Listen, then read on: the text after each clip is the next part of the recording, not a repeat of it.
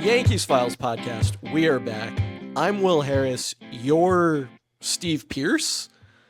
And the rest of you are fans of the only team with a run differential better than plus 100, the only American League team with a WRC plus over 115, and the only team that employs Matt Blake.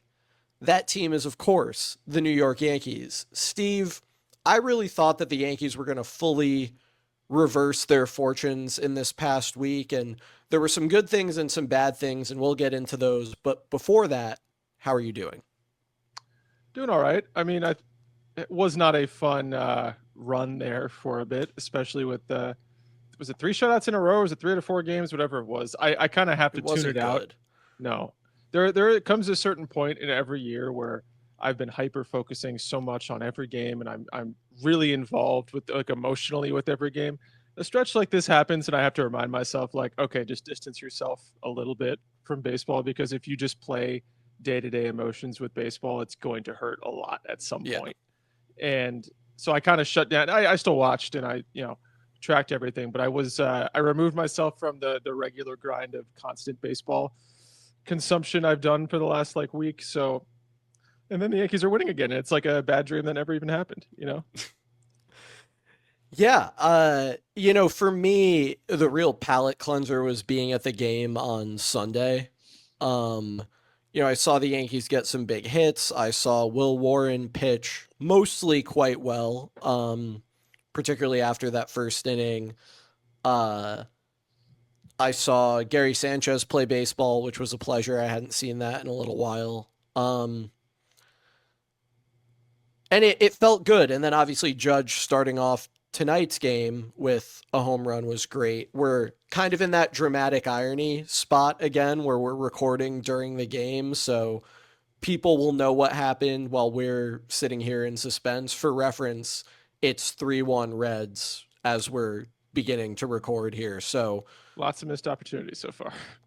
yeah, and just some rotten batted ball luck, which is Yep. nothing new. Steve, there are a few things I want to get into on this podcast, but first, I solicited some questions from listeners and followers on Twitter, and our audience, engaged as ever, very graciously sent some in. So I'd like us to address some of them.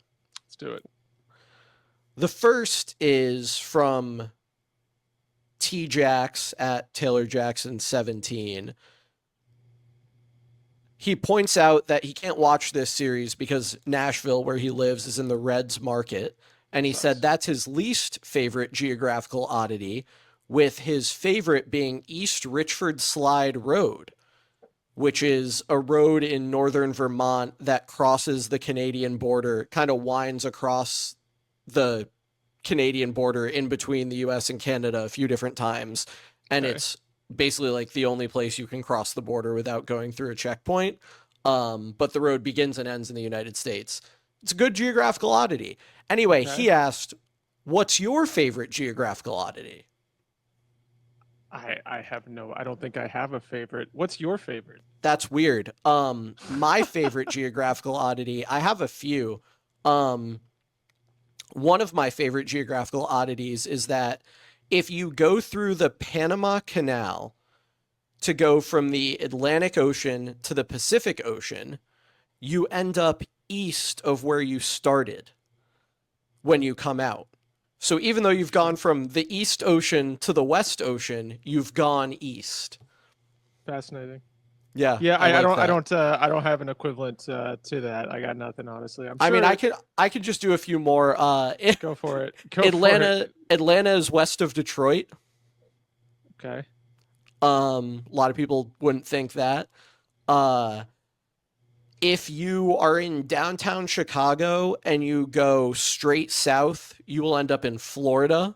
It's another one that's just like weird how far west Florida goes. Some of Florida's Sure. in the central time zone. That's weird. Um, Maine is the closest state to Africa. Okay. Um, if you're in Detroit and you go directly south, the first international border you cross is with Canada. Okay. Um,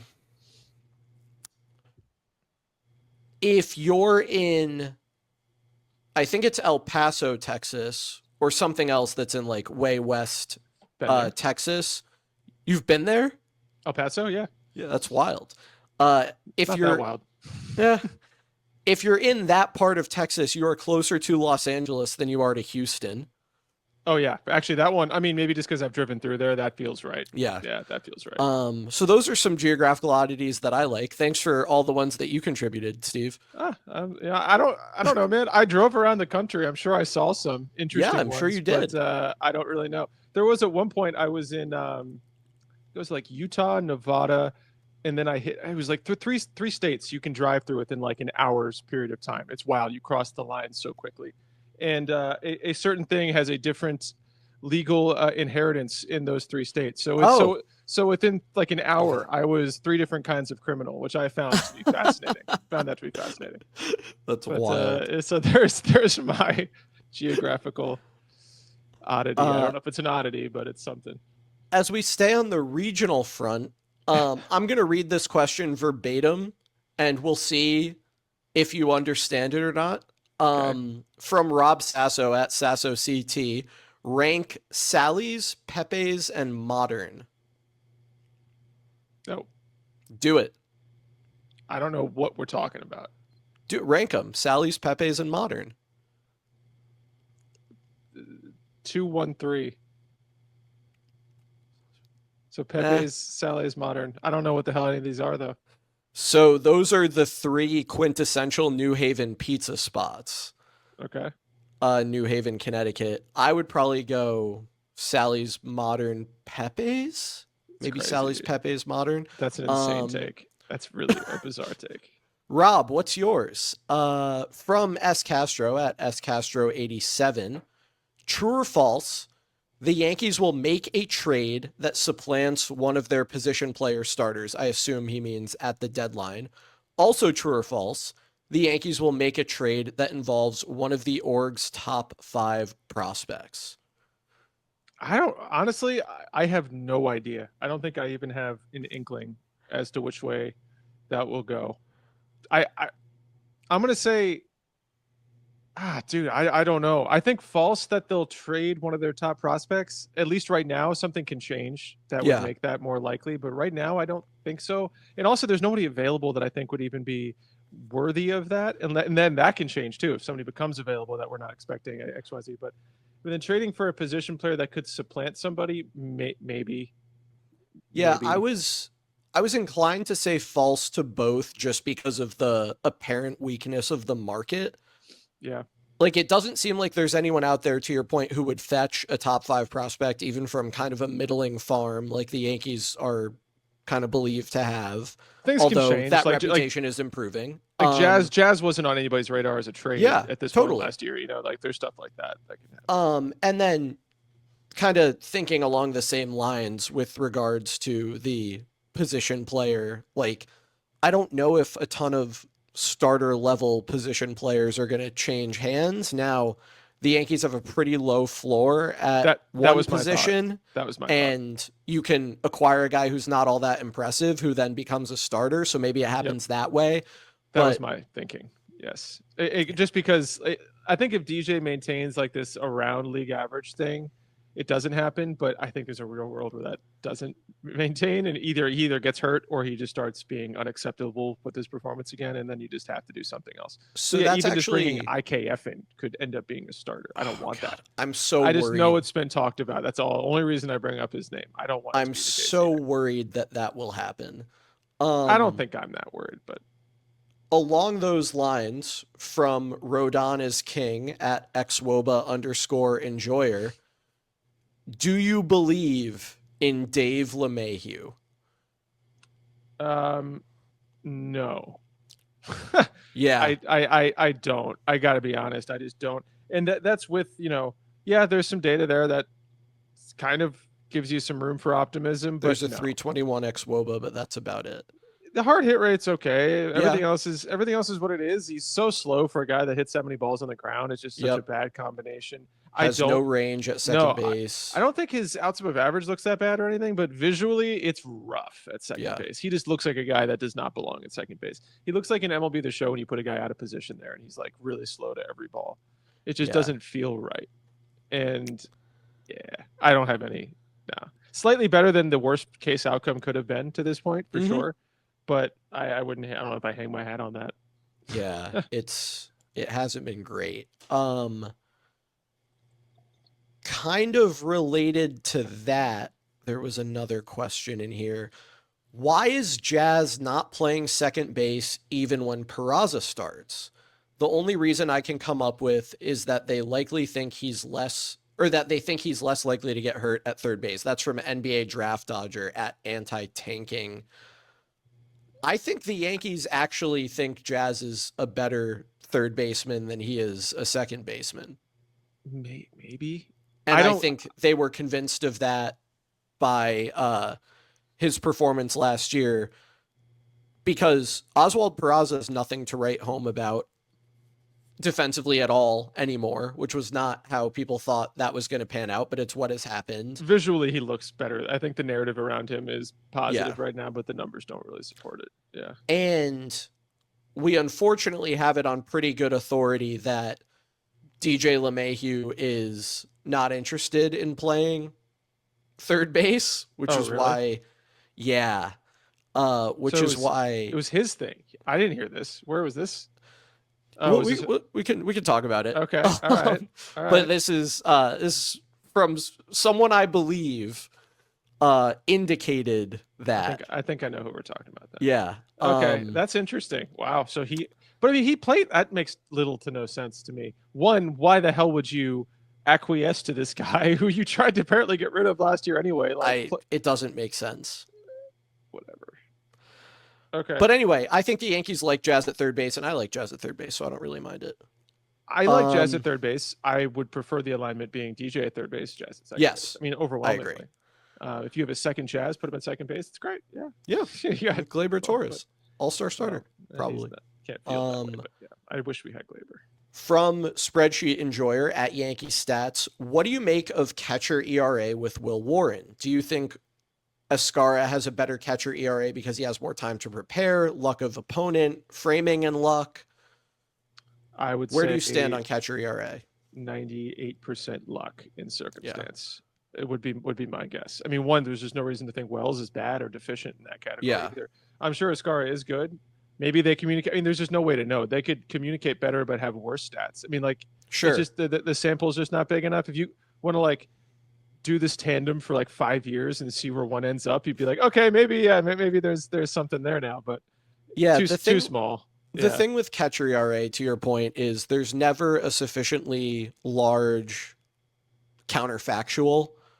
It's like, oh, this guy had 2 bad starts with catcher A, right? So, now he never wants to pitch to him again. I think it really boils down to like pitchers being superstitious and luck, and maybe there is a little bit of an element of the backup catcher having more time to prepare and game plan and work with a guy.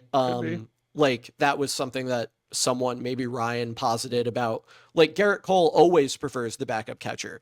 He preferred Kyle Higashioka when he was the backup catcher, and then Higashioka became the starter, and he preferred Ben Rortvedt, and so on. So, or Trevino, whatever. Like, I find it hard to read too much into the catcher ERA thing. I think that Tom Tango at Tango Tiger on Twitter, also like the father of sabermetrics. Sorry, Bill James. Bill James Bill James does suck, and Tango Tiger rocks. So yeah, he does. Yep. Tom Tango likes to point out that saying that a team struggles to hit with runners in scoring position is like saying they struggle to hit on Wednesdays. Right. Like, to the extent that it's not a stat that tells you anything. Right. And I've started to feel that way about a lot of splits in baseball. I'm known to refer to it as astrology. It's like, okay, someone said, oh, well, Dean Kramer pitches really well against the Yankees at Yankee Stadium. Astrology. Yeah, right. Yeah, that's not You know, this guy hits really well with 2 outs. Astrology. Even this whole June swoon narrative is astrology, and that's astrology in kind of the most literal sense. yeah. And I pretty firmly believe that about catcher ERA is that it's just there are a million ways you can cut things to find different performance within the same player, and catcher ERA just feels like another kind of silly way to do that. I I mean, think if you so. had two vastly different framers, you could probably see the run impact, but you don't in this case. Like that's the only time when I would even read into it a little bit, I think. I think I agree with that. Yeah. There's a great joke in Little Big League. If you've ever seen Little Big League, classic Mm-hmm. movie. But one of the announcers, they're making fun of stats, and he says something like, "Rivers is hitting 344 when playing on the West Coast, south of the Mason-Dixon line on Tuesdays at night," or something like that. And it's It's just like, like yeah, the it's that. It's absurd. Like, what the hell is that? That's nothing. it's like the classic Tim Kirkman stat. There's a great batting stance guy video, and I'm known to reference those. He actually sent me an autographed book. Shout out batting stance guy because I referenced something that he said. But like, yeah, there's a Tim Kirkman joke in one of those, but basically about that exact stat. Yeah. Anyway, last question, I believe. Sorry if I've left any out. From Mika to Crides at Mika to Crides. What would be your thought if this team signed David Robertson? Also, does the world famous home run in fact win baseball games? I mean, D Rob is one of my all time favorite pitchers. I love David Robertson. I saw him, I not saw it personally, but I remember looking at his numbers in the minor leagues before he ever got called up. He was striking everybody out. And my Yeah. dad and I were like, whoever this David Robertson guy is, we got to get him up. And he came up and he was just awesome. I mean, I think He first year ruled. he was whatever, but he was, yeah, unbelievable. Still great last year. I don't fully Yep. understand why he hasn't signed anywhere. Apparently, he didn't get a contract offer to his liking. He is his own agent, too. So that's always kind of weird.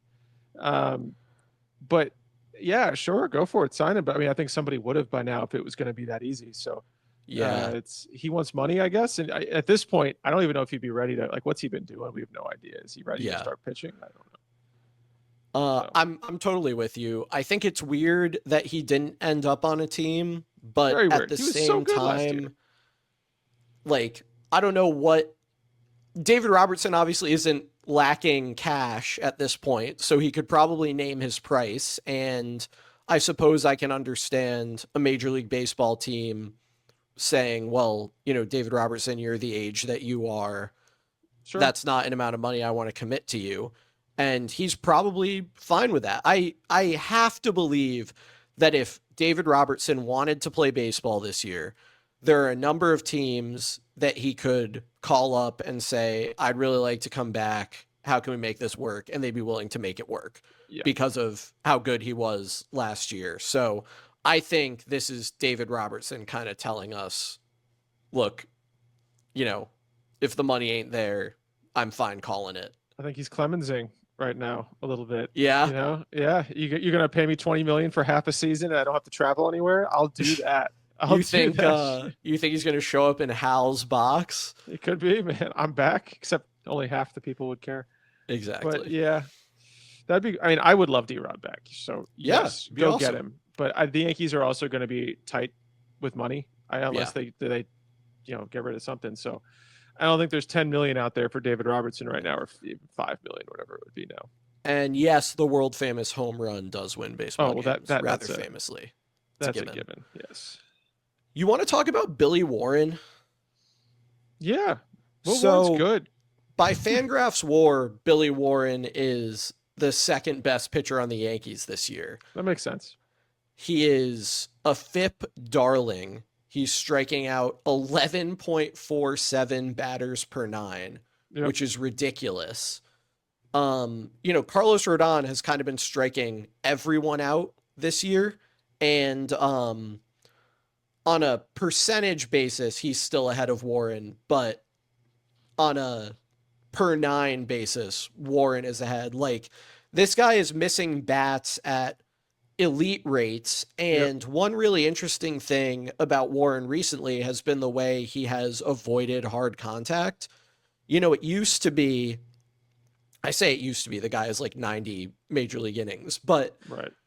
even earlier in his career, he was very susceptible to the start in which, he looks really good against right-handed batters. He gets a lot of swings and misses, but when guys square him up, he gets hit hard and he really struggles to get lefties out. Yeah. And I think the arc of his maturing as a starter has really been marked by the ability to get left-handed batters out and the ability to avoid damage contact. And those are just two huge steps in him becoming a more reliable piece of this rotation. And his recent performance, I think, speaks for itself. But there's also, and I don't like to get into things like this because they feel, flimsy and unsupportable and things like that. But I could imagine a situation in which a rookie pitcher has the first inning that Will Warren has, or that Will Warren had on Sunday, Sure. and completely collapses, Yep. loses his composure, lets his mechanics get all messed up from trying to overthrow or whatever it is, stops throwing strikes, and lets things get out of hand. Will Warren gave up 2 runs in the first inning, and when he left in the 7th, the Orioles still had 2 runs. Yeah. And that was huge, and it was key to the Yankees winning that game. And I don't know if that speaks to just talent level or a mental strength or composure or whatever it is, but I've been, on a number of occasions now, seriously, seriously impressed by Will Warren's ability to keep things under control even without his best stuff. And I think yesterday was a prime example of that. Yeah, I agree. I mean, I think watching Will Warren, he can kind of go in and out of it, but it's pretty early on. You can tell whether the command is there or not. And I think even in that first start, things were a little, I don't know. Like I don't remember thinking his command looked terrible or anything. And then it just kind of, as you kept pitching, the results got better. It's more or less what it seemed like. And when he is locating, I mean, his four seam, somebody was just comparing his four seam fastball to results Skeens. to Skeens. Yeah. Yeah. And it's like actually like favors in comparison to Skeens, I think, right? It's actually the better results wise fastball. I mean, and that's that's kind of the hidden secret to me of Will Warren. I've been saying that for a little bit. It's his four seam. He doesn't throw it upper 90s, so you don't think of it as being a weapon, but the spin he gets on, like the stuff plus on his four seam is really good. I think it's like 110 average or something like that. So, and I've often talked about him as, you focus on the sweeper, that's your best pitch, all those things. Yeah. But his fastball, his sinker is good too, but he has multiple different ways he can get you out. And I think he threw some really good changeups that last start too. Yeah, I mean, he looks good. And like you said, if he's able to stay composed and within himself and still execute pitches like he's able to, even with runners on, yeah, I mean, the stuff is there. So if he can do that, I think we said a couple episodes ago, like he's really good. Like this is a really good pitcher. Yeah. And I think the FIP is probably painting him on a little bit of a better light than he's deserving. I think the ERA is far worse than he's deserving. Yeah, I think it's somewhere in the middle.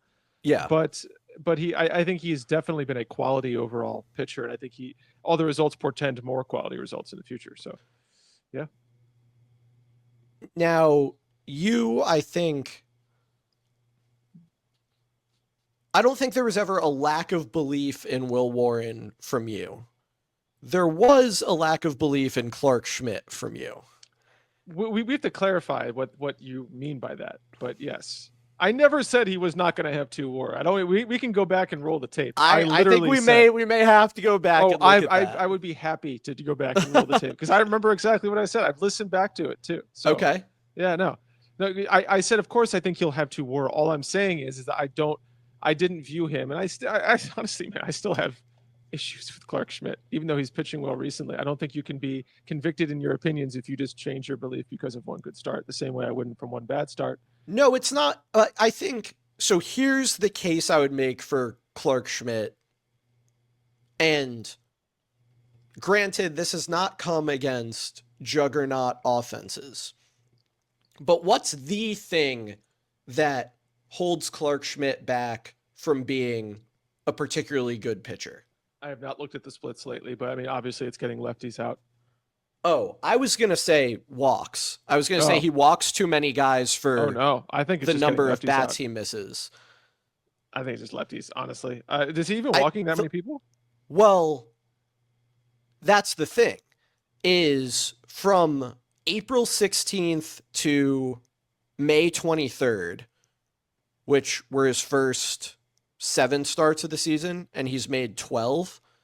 He was walking 4.6 guys per 9. Okay. Since Okay. then, he's walking 1.95. Yeah. So I don't think it's a coincidence that he's gone on this run of 3 earned runs allowed in his last 32 innings pitched, coinciding with massively reducing the number of guys he's walking. And like Warren, he's done well to manage contact. He's probably gotten lucky on the home run per fly ball, but reducing damage contact does that for you. I see where you're coming from with the lefties thing, and he does need to be more effective against lefties, though holding them to a 306 WOBA is not like horrendous. That's Well, a that's what I was below gonna say. average It hitter. it must have gotten better because But the split is still very large because he holds yes. righties to a 219 WOBA. Yeah. I mean, the thing with the walk, like, I've never viewed Clark as having, I mean, he does walk people. It's annoying. He gets to those long, grinding kind of ABs. He used to be up 0-2 and walk somebody. I see what you're saying. I guess just from like a raw numbers standpoint, I've never looked at him as having a huge walk issue before, like kind of more this year, a little bit last year it would surface, but his Ks were up so much last year that it kind of mitigated it. But I Yeah, mean, I in just think seeing Clark Schmidt have a lower strikeout minus walk rate than Ryan Yarbrough, it's like, okay, dude, you should probably get the walks under control. I think, but it's also, you could say the Ks are down in a way, though. I mean, they're The Ks down. are a little bit down, but I mean, do you see Schmidt as a true talent, like greater than 9 Ks per 9 guy? I Because don't we've know. seen flashes of that, but I don't know that I really buy it. Like closer to 10 than 9, I would find probably a little hard to believe. I guess. I mean, certainly he has not really displayed that. He had what 9.8 Ks per 9 last year, which Yeah. was really really good. Year before that, he didn't have as many. He also walked way less people in 23, even though he was way worse that year. Yeah. So I mean, yeah, I think it's interesting with that dynamic. But I feel like a guy with his off speed stuff, his breaking balls, his curveball, and his sweeper are going to get a lot of whiffs. You should be getting a lot of Ks. I think that the That's reason fair. why he doesn't get that many Ks is because he doesn't strike lefties out as well as he does righties. Yeah, it's true. And so he has to grind out a lot of these long ABs against lefties, hoping for weak contact or chase somewhere along the way. And he tries so hard. I've mentioned this in the group chat a number of times. It's like he does so much. He will work his ass off, do backflips to try to get lefties out without a changeup. It's like he will do Do you want everything he a can. shocking stat, Steve? What This is he striking? actually Is he striking out more lefties this year? 25% K rate against lefties, 21.7 against righties. I should have looked at it. But he's also walking lefties way more. How about, so he's just throwing more pitches out of the zone. Yeah, exactly. What did he do last year? Last year, it was, no, same deal. Weird. 31 and a half against lefties, 20.7 against righties. He must just get more early outs against righties, and he just, well, that's probably since the cutter too has helped. Yeah. Well, I don't know, man. Sometimes I just say things and I don't always have the data But I mean, prepped in my brain. I think that the point is still there, but if the specific whiffs K's issue wasn't there. But yeah, I don't know. Just get a changeup, Clark. I do feel like if Clark could throw a changeup, he'd be throwing a changeup. No, exactly. I've said that too. Like I understand at this point, it's not like they're too stupid. It's not like, we didn't think to give Clark a changeup. Like, no, they know, and they've tried it, and it doesn't work. He used to throw one. It was bad. Yep, it was not good. So, and he has ways to get lefties out, but it involves throwing a lot of pitches off of the plate and hoping for chases. That's what it is. And that's where the walks come from. Yep. Yeah. So, and I think that's also like, why do lefties do more damage? Because he can't get them out in the zone. Yeah, they didn't worry because he falls behind and throw a cutter down the middle. Yeah. Yeah. So I think it's fair to ask. I know we do the confidence thing, and it's kind of like a bit because we're not week to week going to change our opinion of the team drastically. But I could understand, and you talked about disconnecting a little bit and trying to get out of the day-to-day discourse that surrounds this team, which is Right. understandable, especially when they've played the way they have. You know, the Yankees were coming off a an unimpressive stretch when we recorded last. They had a Got 3-4 worse. week. It was really ugly at the beginning of the week. Yes. They, salvaged it with a series against a division opponent, which was good. But has this difficult stretch of play raised any concerns for you about the makeup of this team, about areas where you think they might be deficient, about things you'd like them to address? Has it influenced your opinion of their true talent level? How are you considering these recent games in your evaluation of the team? It's a good question, and I think tiny little differences have been noted. Some of them were already things that I was aware of and wary about. Something like Paul Goldschmidt. I have been concerned almost every Yeah. episode we talk. I'm like, Goldschmidt doesn't hit righties. If he stops hitting with like a 300 OPS plus against lefties, the numbers aren't going to look good all of a sudden. And then, Yeah. it's kind of what's happened. And so something like that regressing, it's like, okay, that sucks. The magic is kind of looks dead to me, honestly. I don't know about Goldie. I'm a little concerned about Goldie long term, or just the rest of this season. That's fair. And Volpe, I think we talked about last time, his data regressing is depressing, but that's something that I considered in my mental makeup of the team already as a possibility. So a lot of the things that have happened are like things where I was in the middle on where, hey, if this stays true, I'm even more positive than I am right now. But if it doesn't work out, then I'm a little less positive than I am right now, but not a major swing either way. So for things like that, the offense concerns me a little bit at times. I know the overall season numbers are still elite, but there are a number of performances they're relying on, like Goldschmidt, like Volpe. Grisham's hitting well again, and Rice is kind of hitting a little well again, but they were relying on them to be like 170 WRC plus hitters for the first month or two of the season. Fun and that's fact, not continuing. I've been to 4 Yankee games this year, and in 2 of them, I have seen Ben Rice hit what was at that time the hardest hit ball of his career. Wow, that's a fun anecdote. I like that about myself. Yeah, Ben Rice is good. He's going to be fine, honestly. Yeah, he's maybe the one that I was more worried about Grisham, offensively speaking, than I was about Rice. And I think they're both still going to be valuable hitters. I think that's where we're at. I don't think they're not going to be Titans. I think there's an outside shot. Rice is just insane still. He could still just be insane. Grisham, I don't think he'll be insane. I think Grisham's just a good hitter. I think he's a solid Rice hitter. is legitimately like... And it's hard when you get into this territory with Ben Rice because like of the just horrendous luck that he has hit into in his career. Yeah, but Ben Rice on an expected stat basis is something in between Freddie Freeman and Vlad Jr. Like, that's just where those stats put him. And even just like a couple months of that actually happening, like we got for, a month, a little more than a month at the beginning of the season, right, would be just the most fun thing in the world. Yes. Yeah, but he truly has that in him, and we've seen it multiple times, so that'd be fun. I think the only thing with him is the walks are down more than I'd want them to be. Yep. I wish he'd walk more. Yeah, we talked about his approach seeming to change.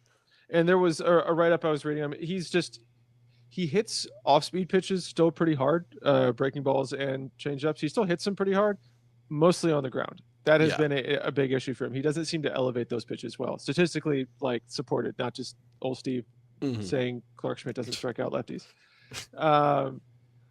But yeah, he elevates fastballs. And the problem is that when he has been elevating his fastballs, they've been lining out. They haven't been out of the park as much. Yeah.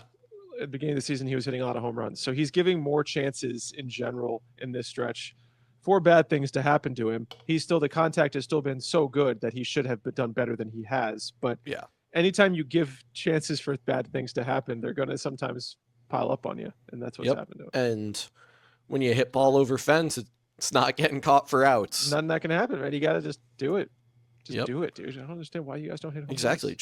Just hit ball over fence. Like, Yeah, what I don't know. are you doing? This one simple trick. Pitchers hate him. Oh my gosh. So it's been a long and arduous, what is it, 16 games in 16 days or something it works out to? It's over after Cincinnati, right? Yes. So the Yankees play 3 games in Cincinnati. They're off on Thursday, and then they go home to host the A's, in which... What a weird series this is, then. It's very weird, especially... Yeah. And then they're only home for 3 games. So super weird. Guess what 3 pitchers the Yankees are facing in the A's series? Severino. Sears. Do they have another ex-Yankee that I'm forgetting? Ex-Yankees system. Rule 5. Oh, Spence. Yeah, Mitch Spence, none the Yeah. richer. Yes, yeah. Is Nice. that a reference you get? Yeah, I get that. Okay. I mean, yeah. Okay. Yes. All You've right, said it I'm now just- enough times. No, but like when I first said Mitch Spence, none the richer, was that like something you got, or were you like, that's a weird thing to say? No, I guess I got it. Yeah, that's Okay. probably one I got. Yeah. I'm still like feeling that out, you know? I wouldn't search too hard, man. Yeah, no, I mean, was just- I'm coming up at a lot of dead ends, so. Oh, you know what, man? I'll just start throwing out really obscure, like 60s, 70s film references. We'll see how you see how you do. Yeah, but do you know what the difference is going to be there, Steven? Yeah, we weren't alive back then. Well, there's that, but there's also, I reference a lot of things that a lot of people in the demographic that listens to this podcast get that you don't. And that would not have the same effect. No, I get it. I get it. Yeah. I don't have that equivalent, I don't think. Yeah. I'm sorry, Will. You know, we can just bring Whipple back. I'll just go. I'll just leave. Whipple How's is he actually doing? saying he graduated from law school. He's Congrats, studying for Whipple. the bar. And he said that he'd like to join us for our mid-season review pod whenever we do that. So probably around the All-Star break. What if I put my foot down and say no Whipple? We that would won't be- have Whipple back on this I show. think that would be tremendous content. So I think you have to do it on the show, Can we do which would Whipple kind of beef? defeat the purpose. We just turn this into Whipple WWE. That would be, look, maybe that's what the people want. You never Whiffle know. Beef 2025. Oh my gosh. Anyway, I think DJ LeMahieu is not a good baseball player. Dave. The one thing that's good about DJ LeMahieu playing second base is I really wanted the Yankees second baseman this year to be named David. Because there of you course that's Glaber's middle name. So in a way, it's kind of like Glaber's playing there. Not really. No. Where do you stand on, just before we get into confidence and wrapping things up, where do you stand on JC Escara? Because I think a lot of people are still viewing him as like, oh, what a nice story that this Uber driver is playing for the Yankees. But JC Escara has been good in a way that is like not fluky for a while now. And of course he hasn't played a ton, but he's played enough to be like, okay, that seems like he's earning what he's getting here, especially defensively. Yeah. But I mean, the bat's been far better than I ever expected it would be. So where do you stand on old JC? I think he's valuable as hell. I think especially the framing numbers. I mean, defensively, what he's doing. I mean, it's such a small sample too. He's like up there even on the leaderboards. I believe. He's kind of like the Denzel Clark of catcher defense. Yeah, and then but like you said with the bat, I mean, I don't know how much I fully believe he's interesting. I thought he might be a little bit more of a high whiff, high K guy with more pop. Yeah. he's been kind of more of like a.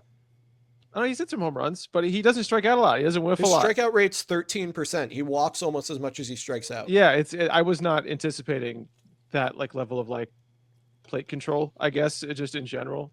I I don't. particularly didn't realize he had that kind of eye because his strikeout rate in the minors last year was 11.2%. So he Wow. came up, or sorry, his walk rate in the minors last Oh, year okay. was 11.2%. So he came up and he's walking more and striking out less. Yeah. And like that's not a you don't see that very often. No, he did have a. And I don't have it pulled up in front of me, but he had like a really strong offensive run in AAA last year, right? Like Yeah. he was very good. So there was some hope, and Boone seemed so convinced from the get go that he could hit. He says so many interviews. Yep. He said like, no, Scar is like a real bat. Like they really Yeah. believed in him hitting. Willie Calhoun can bang. Oh well, yeah, that's a good point. That's a good point to pour some cold water on what Boone said. But, uh, gosh, I remember him saying that. I remember That was him saying awesome. that little potato shaped guy.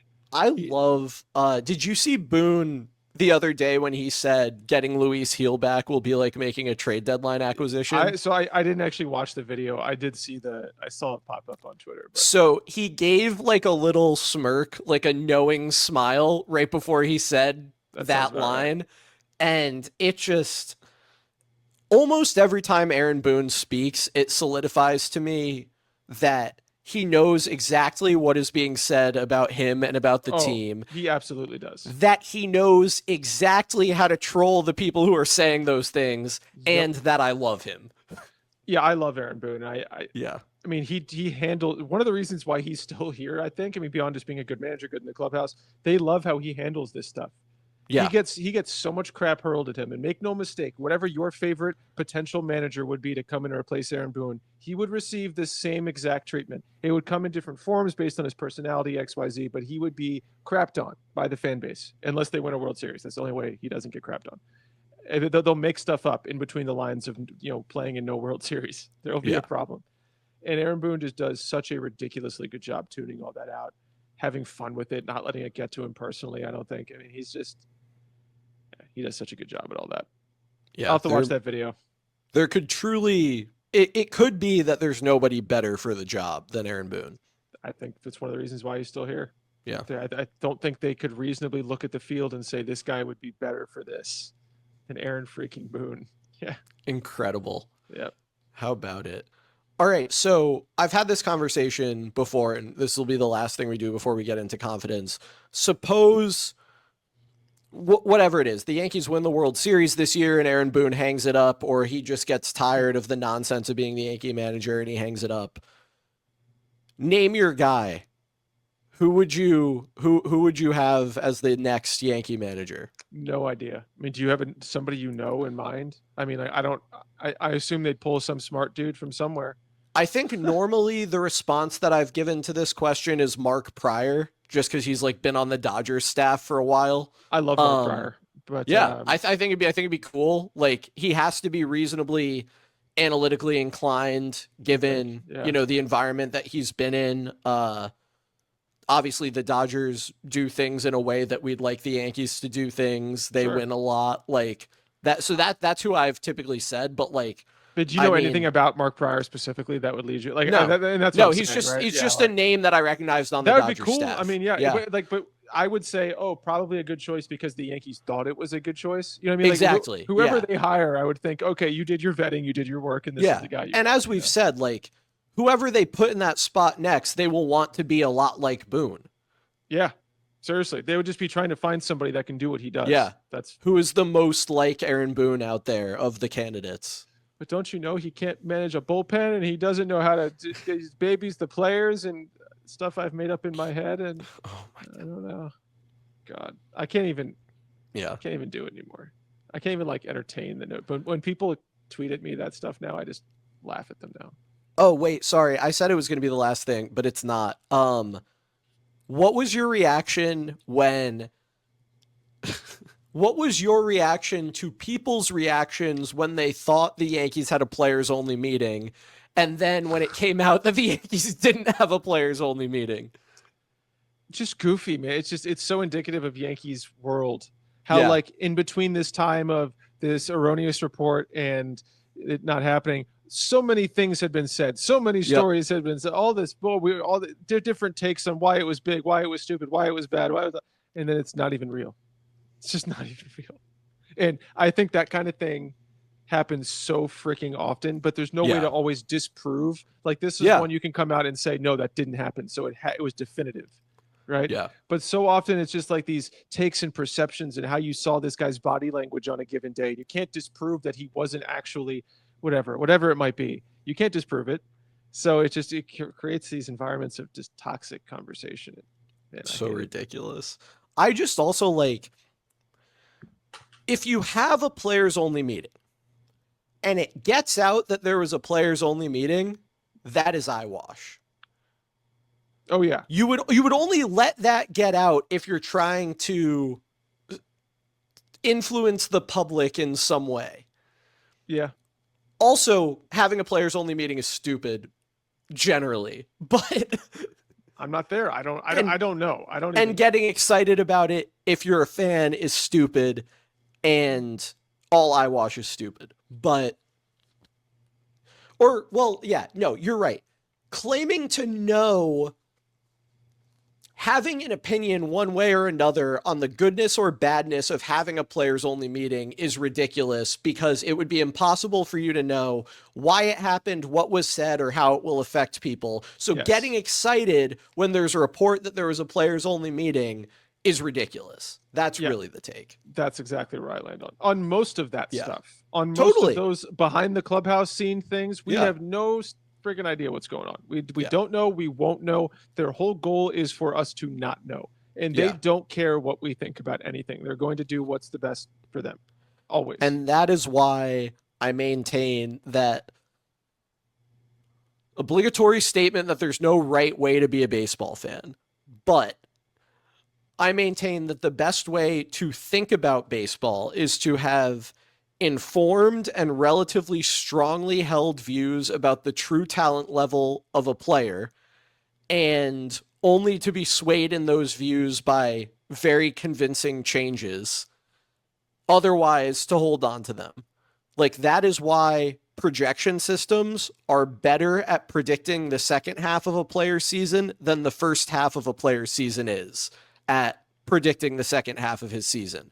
Because as much as it bothers Clint Frazier, guys are who they are. And Clint.